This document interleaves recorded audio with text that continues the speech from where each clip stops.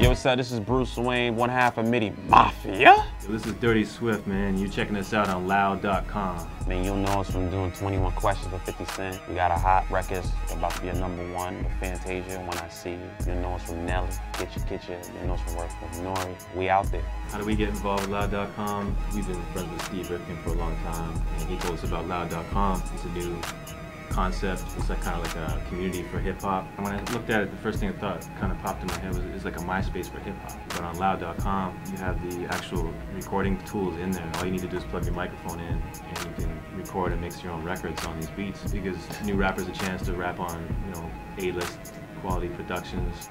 We're using it more as feedback because we have tons of tracks that people haven't heard before, and we're sitting like, man, what do you do with this? Or we may play a record with someone and we think it's perfect for them, and they're like, I don't really like that. And then we're like, all right, what do we do with it? It keeps us on our toes at the same time too. So play for somebody does a song to you, like, wow, that's hot. How do you define a producer to us? I think we kind of took an old school approach to it. A lot of people these days think being a producer means making a beat, and that's it, but I think the original definition would be somebody who oversees the whole concept of the song, that oversees the sound, how it's recorded, what if it needs musicians, the correct mix, everything from songwriting to soup to nuts, from the beginning to the end. We've embraced technology too, like Swift's in LA, I'm in New York. I'll make a track and put a song on top of it. We'll upload the record onto a server, and Swift will download it. And then Swift will either add more to the track and mix the record, or it may go the other way. Every situation is different depending on the song. When I first saw like Beat Street and stuff, and it was like, they went to this abandoned house and they hooked up the power from the light pole, and they had turntables, and all of a sudden you had a party, you know what I mean? Or Run DMC when they came out, and the DJ was the band.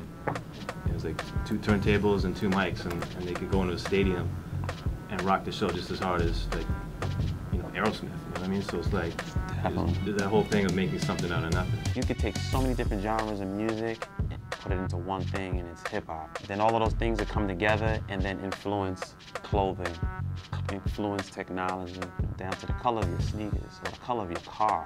I think the #1 mistake with a lot of artists going to the next level is they don't have big choruses, big hooks. Some individuals feel they have to water it down so they can be commercially acceptable. I think MCs can learn from producers. I think they can learn song structure. There's a lot of dope rappers that'll come in and they'll have 36-bar raps, and we're like, no, split it up a little bit, break it up, get the hook in there, get something repetitive. And some people are resistant to it, but eventually, you have to kind of package your thing, what you do for the masses in order to sell it. So it's cool to have songs on your album that kind of go left and maybe have 36-bar verses, but on your singles, you need a hook.